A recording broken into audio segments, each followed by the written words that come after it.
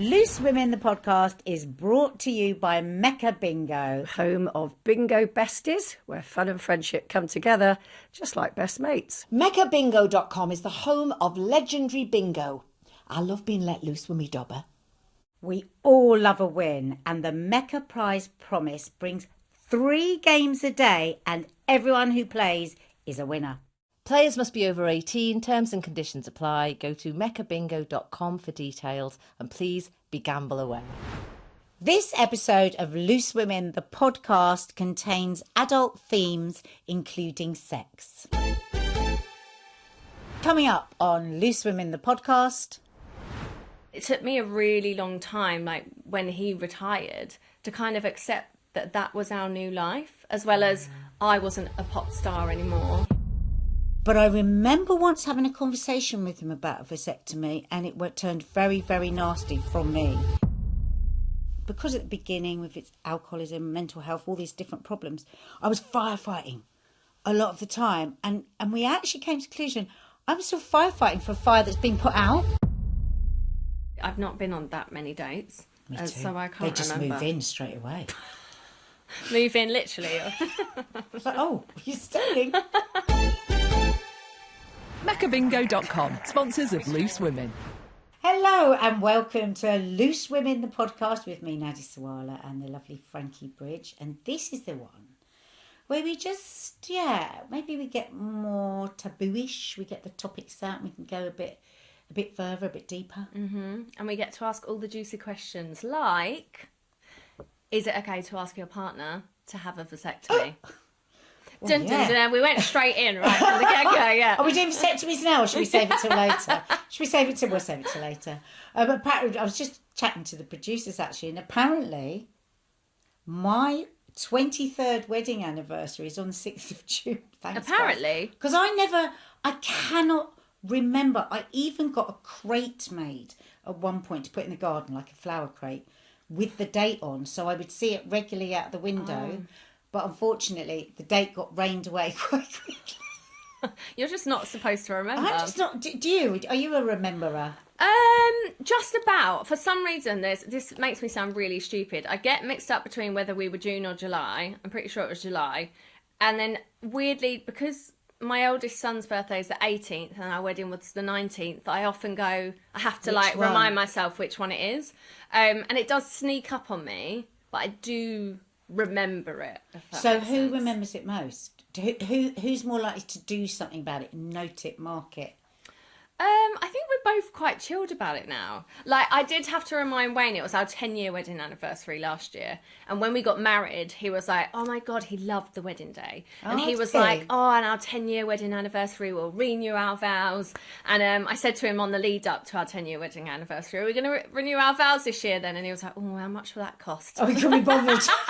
And did he want to repeat a bit of the wedding? Did he want that, like, a similar vibe? Or was I think at the time, yeah. And I think now we're like 10 years in and it's like, oh, what's the point? We just wanted some time on our own. So we just went away for the night, just us two. And there was no, like, big song and dance about it. But it just is, it is nice to reflect on how far you've come, I think, as a couple. And you've survived it. Yeah, like, we're still together and we still like each other. 10 years was a kind of weird one for me.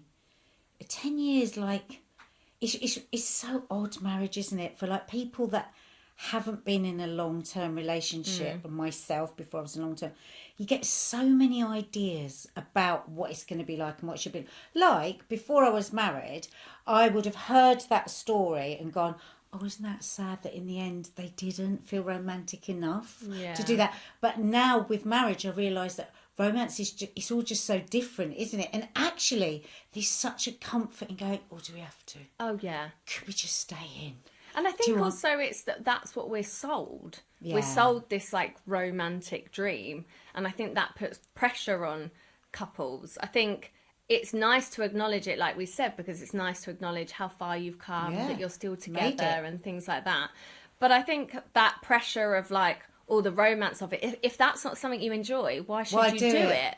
Did you feel pressure for romance for the wedding, or were you in that era and so it all felt right at that time? I think our wedding kind of ended up being what I thought a wedding should be. It's funny, I interesting. think, now... Well, rather than what you... Did you know how to ask yourself what you wanted? No.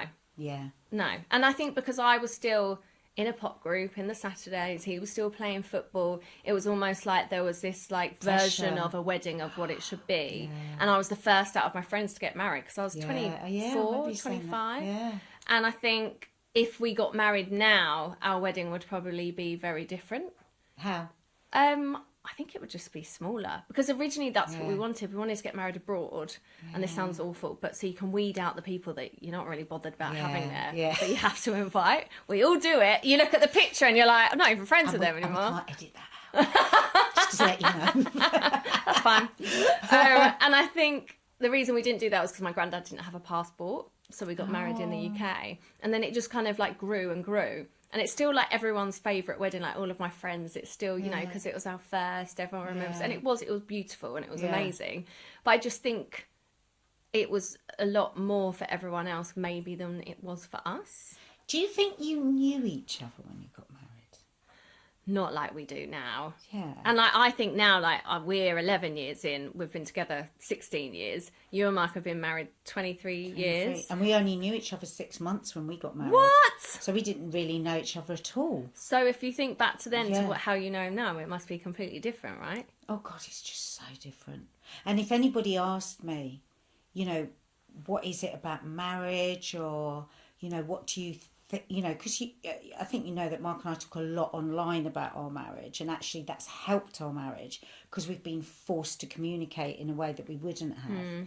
And, you know, we've been to 3 different marriage guidance counsellors through our marriage, and I could save loads of people money. It all comes down to, are you talking to each other? Are you telling each other the truth? Are you giving space to listen and to hear and all that? So that's like obvious advice, but I've really just discovered this just last week from a massive conversation that we had.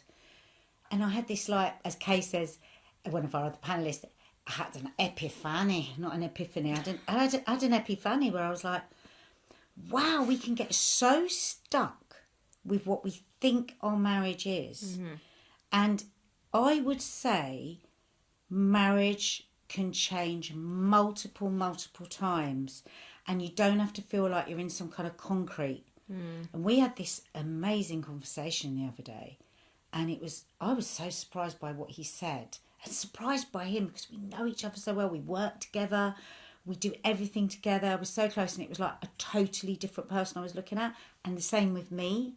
He said the same, and he just opened up about sometimes it's really nice to just be able to look after you, and you don't let me do it, and you don't allow yourself to be vulnerable, and you don't. And I was like, and then I was like, but you don't come to, you know, you don't come to me with that. And he said, well, you don't realise that you give up this vibe which is just push away. Anyway, we came to the conclusion that in lots of ways, because at the beginning with its alcoholism, mental health, all these different problems, I was firefighting a lot of the time, and we actually came to the conclusion, I'm still firefighting for a fire that's been put out. You don't need to, yeah. And I think that I wish I'd known that years before.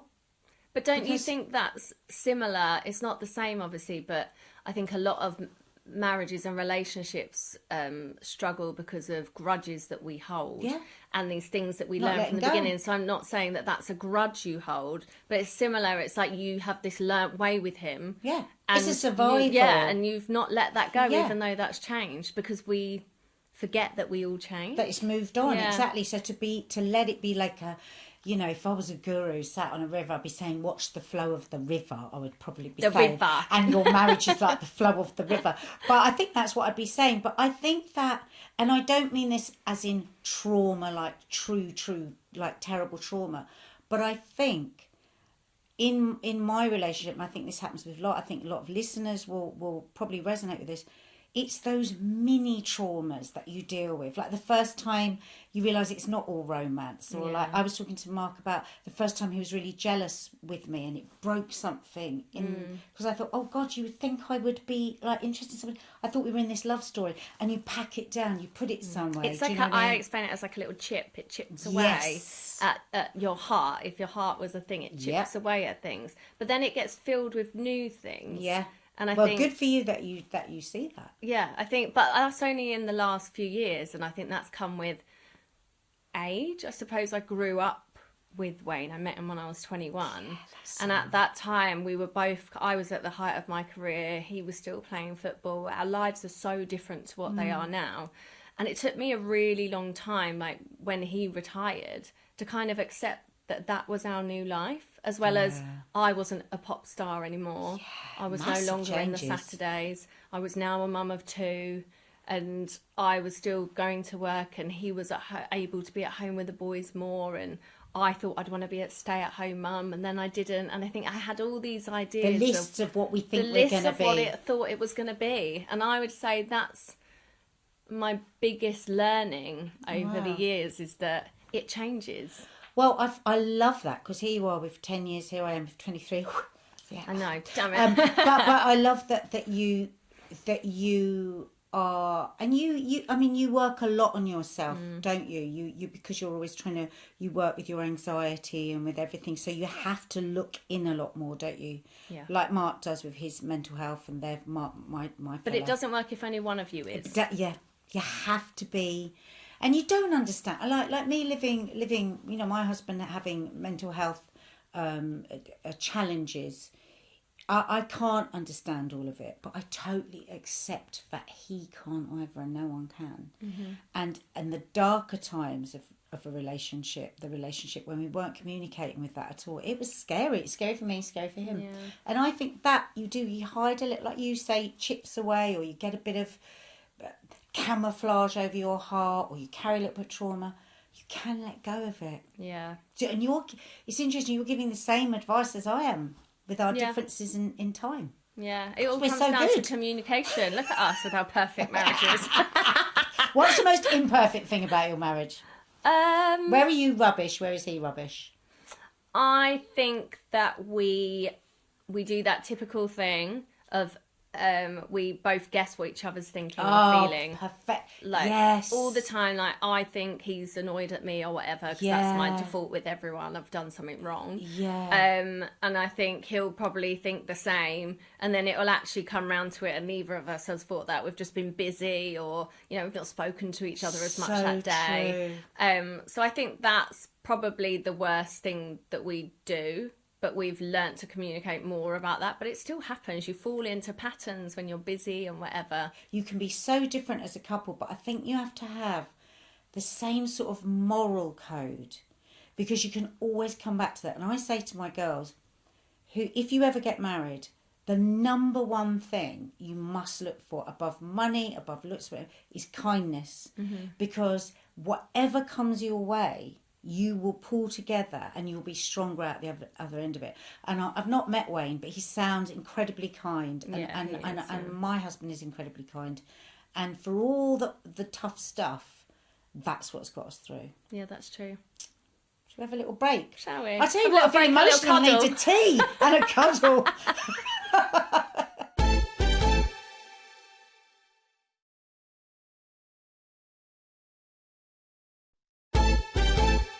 Welcome back. Now, before the break, we were talking about marriage and love. And sometimes those two things together can end up in babies. Okay, Mum. Yes. Delicious babies. Did you...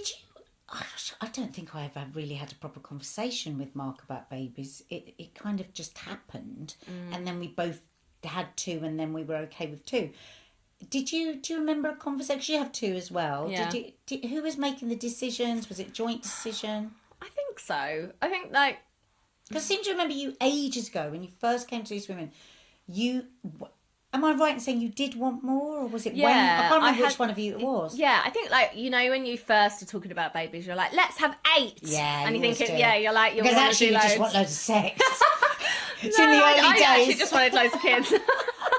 But that too, yeah. Well, now we know what Nadia's relationship is. But, I think I always wanted more than 2. Yeah. And then once I had 1, I knew I wanted a second one, and I hated being pregnant. Like, I was always sick and I put on loads of weight. It just wasn't for me. Like, I just didn't feel like myself. For me, it was like a means to an end. Right. Like, I get a lovely baby at the end of it. Yeah. So the thought of doing it a third time was not... I didn't want to, but I did want another kid. Baby. I did want another baby.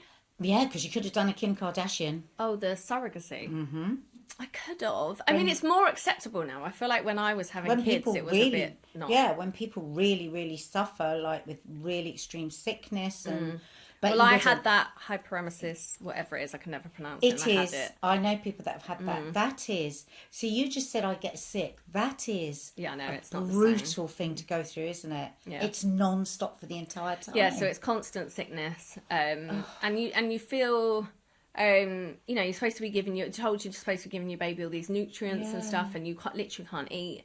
I already had a 2-year-old at the time, so I felt like I was like an awful parent. I couldn't. The smell of another human, would make me be sick. Frankie. So the thought of doing it again, but I would have put myself through it for another one.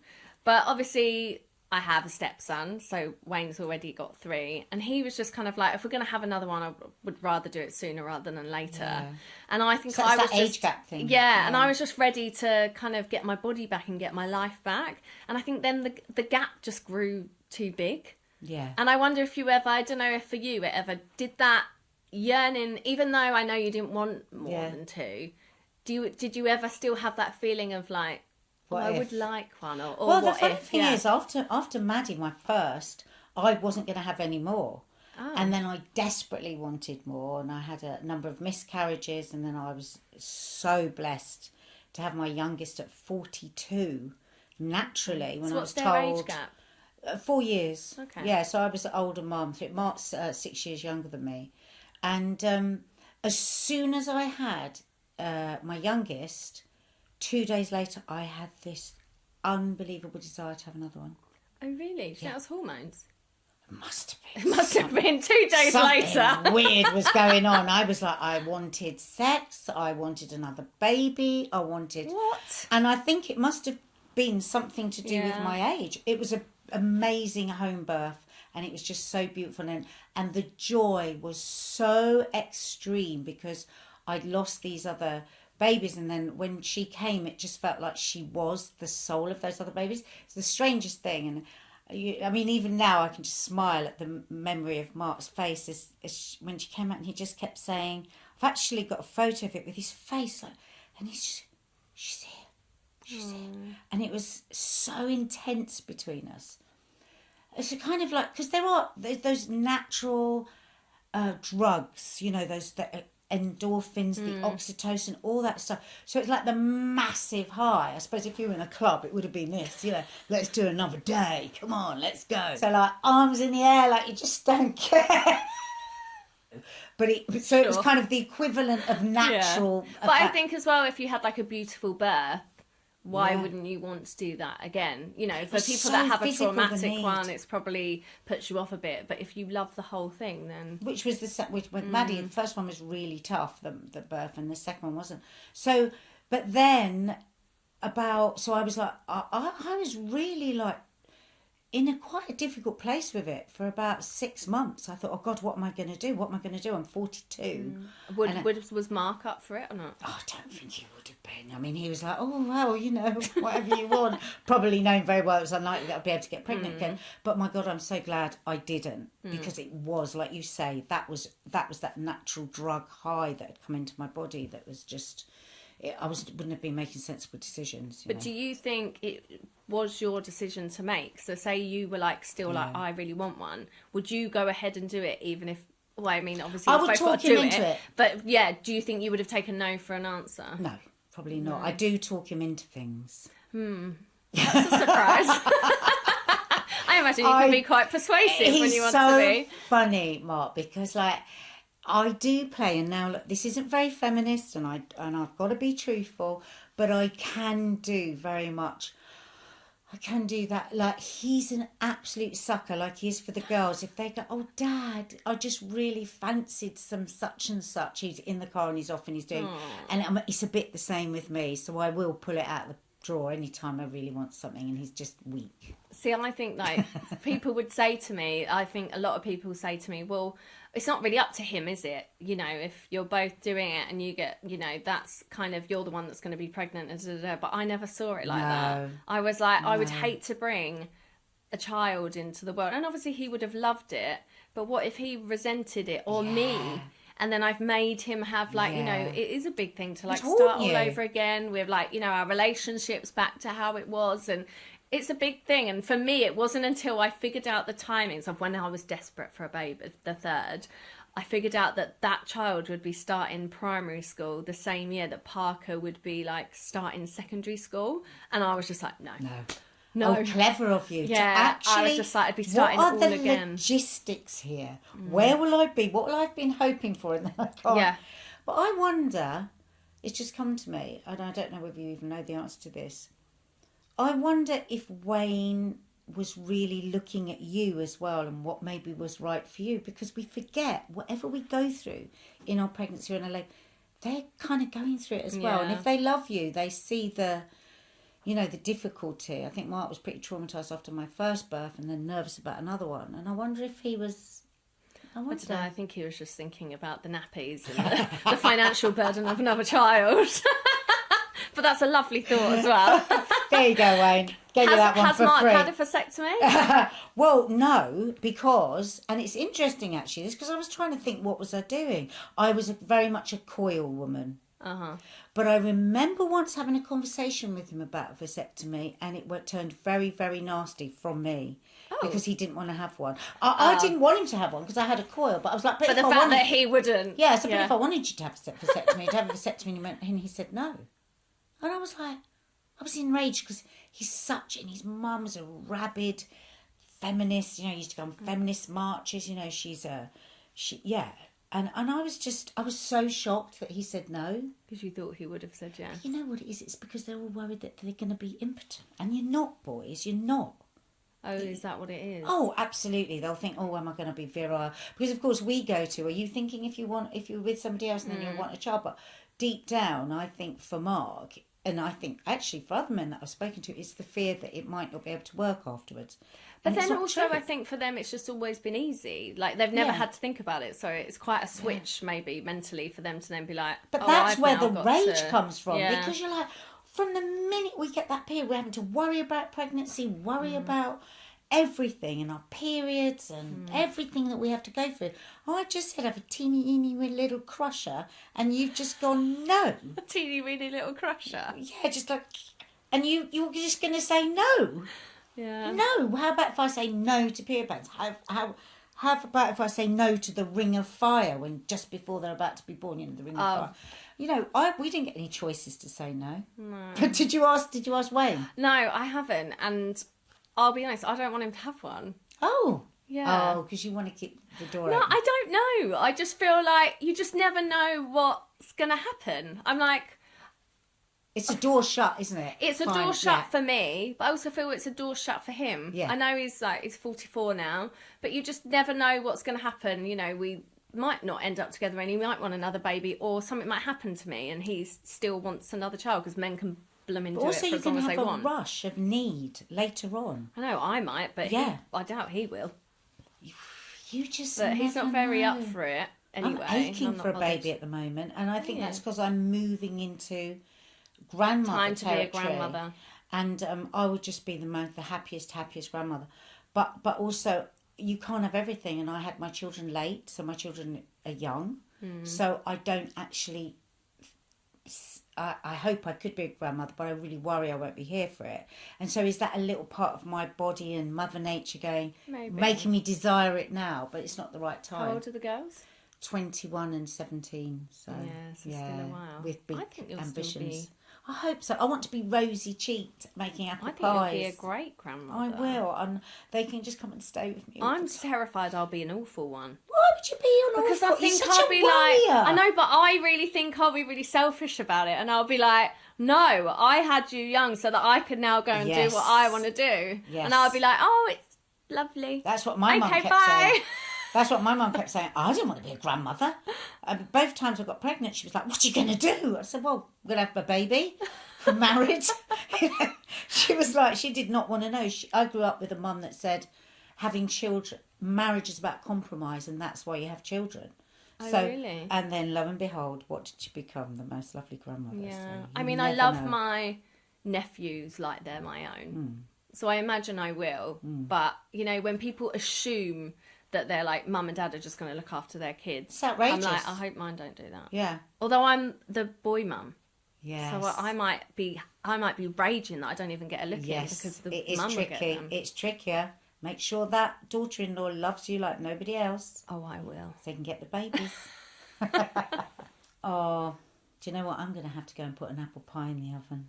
I'm feeling all grandma-y. See you in a bit.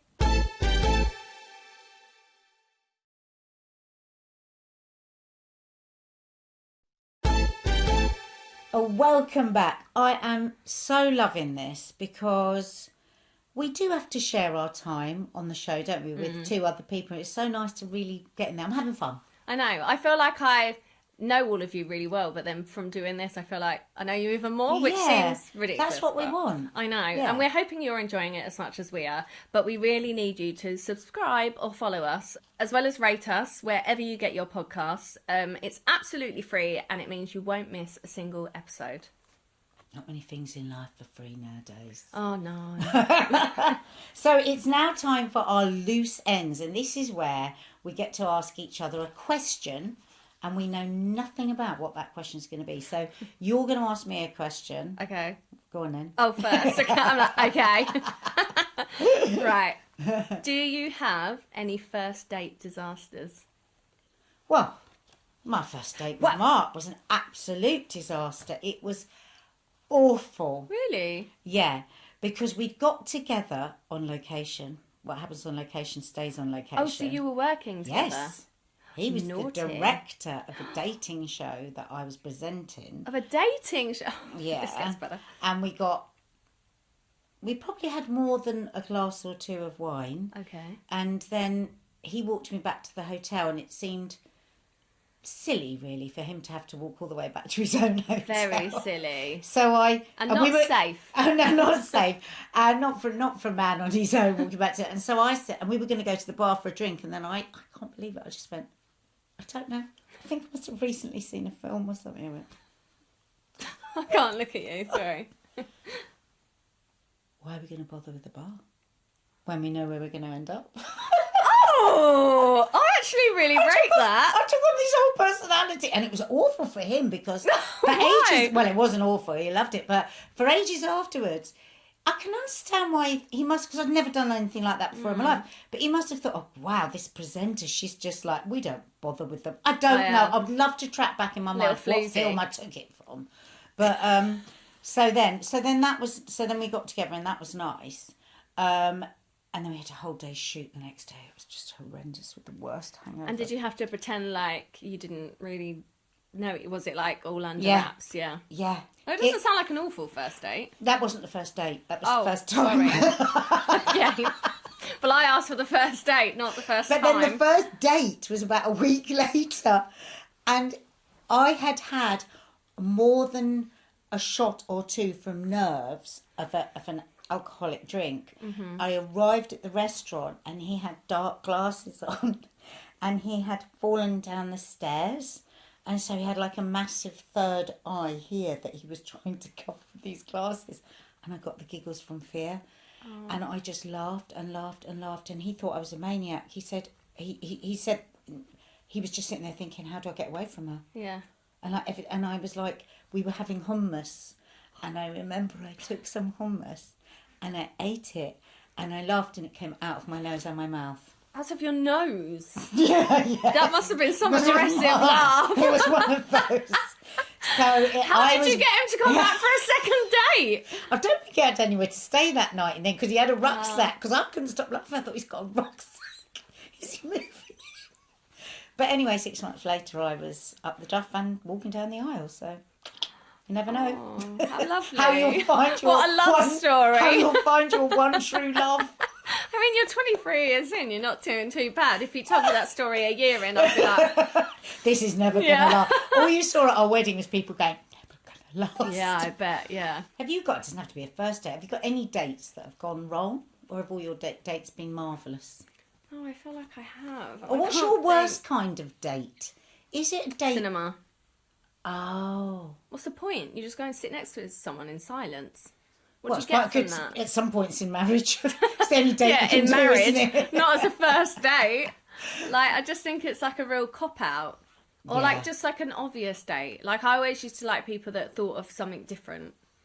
Like what? I don't know. Did you make a very high bar? Has it got to be something like... No. Would it just have to be something thoughtful? Yeah, just something different from, like, you know, I liked going for dinner because you do chat and you get to know each Yeah. other, and that's what Wayne and I did for our first date. But, you know, like, so, like, I don't know, I've been on dates where they'd, like, you'd gone to the park and walked around the park and, like, had a picnic or be I don't playful know, or or silly. Yeah, I don't know, just Yeah. something a bit where you're doing something. Like, Yeah. when I met Wayne, I used to love that he'd always take me on, like, activities. Yeah. So we did all different random stuff, like, I don't know, quad biking or archery or whatever. And they're things that I would never do. But I think it was good because it introduced me to something new and it was exciting. Whereas instead of just sitting down and just And because like... you're not a drinker and so No, much... yeah. And, like, you know, obviously I was drinking way too much in those years. Mark was alcoholic, we didn't know.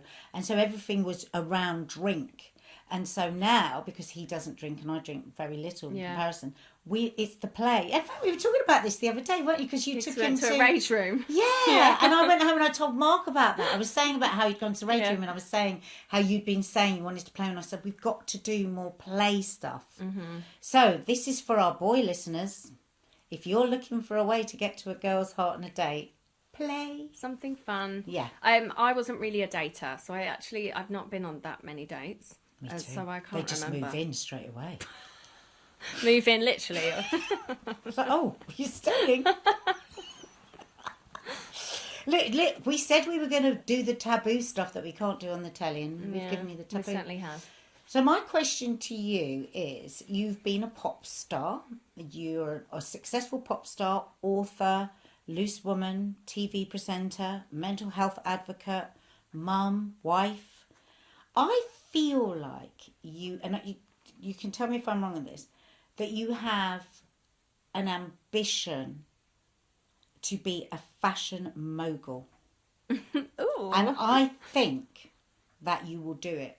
Oh. Because I think there is something, the way that I mean, I fall into like holes of yours looking at all your fashion stuff, and I just think there's just something about the way you do it. It just makes it feel possible. Even me, looking at you, I think that's even possible you? because it's not a divide when you dress beautifully. Like some women, it can be. This is what I am and what you never be. There's something just very humble almost about the way you do it. But but I also think it's very business minded as well. It's really, I'm impressed. Is that a real ambition of yours? Yes, it is. I do. I think I love fashion because it has shaped a lot of my career. It's been a part of my career the whole time, you know, like costumes and red carpets and even like loose women, you know, people are always looking at what you're wearing and things like that. And I think, was it like that as a pop star? Because I imagine that you weren't allowed to choose. You weren't, and I think you were to a certain extent, but it had to fit within a mould, you know, because there's 5 of you, it's got to look good together. And did you have strong opinions then of what you wanted to wear? More shapes, not things, because you couldn't really have a strong opinion on what the item was going to be because it had, like I said, it had to fit in. So you had to, you know, it's a bit like being a constant bridesmaid. You're kind of told what to wear, but you can find a way to make it work for your body. Which I suppose makes you so good now. Yeah, for me, it's all about shape. That's like comes down to everything. And I think what I learned being in a pop group was that you weren't naturally accepted by the fashion world. Right. Because you were kind of seen as uncool in a way. Right. Whereas I feel like that's changed quite a lot these days. Fashion and you're so cool. Pop kind of and music kind of gels into one now. So I always felt like in those fashion spaces I wasn't accepted. Yeah. So I feel like for me with what I do on my socials and now with faves and it's trying to just make it accessible for everyone. Yeah. It's like, you can dress cool, you can touch into trends if you want to, but in a way that's comfortable for you, and you don't have to spend loads of money. You don't have to be the coolest person in the room, but here's ideas of how you can wear the stuff that's on the high street now. I'll do all the searching and all the hard work for you. Because you know I think we're all made to feel like it's inaccessible. I think there's a new genre for you. Oh. And this was years ago. Oh God, very well known old actor, and he said, you know, don't be cool, be warm. And I loved that. And I think you do cool warm, because being cool can be very distancing, you know. And I think the way that you dress and everything, I mean, I just love seeing what you're going to wear. You know, I'm like, oh, I get excited. And then I think, I do have a moment where I go, oh, gosh, it's lovely to look that lovely. But it's a gift to be able to dress like that. I mean, look at you with your kerchief. For our listeners, go and have a look on YouTube. She's got a kerchief round her neck. Whereas it's her first day out. If I put that on, I'd look like I had something I was hiding. No, you wouldn't. I would, because I wouldn't know how to tie it. That's it from us today, but never fear, there'll be 2 more Loose Women on Friday for the next episode. And if you want to ask them a question, then please make sure you send it to loose.women@itv.com. But until then, Stay loose.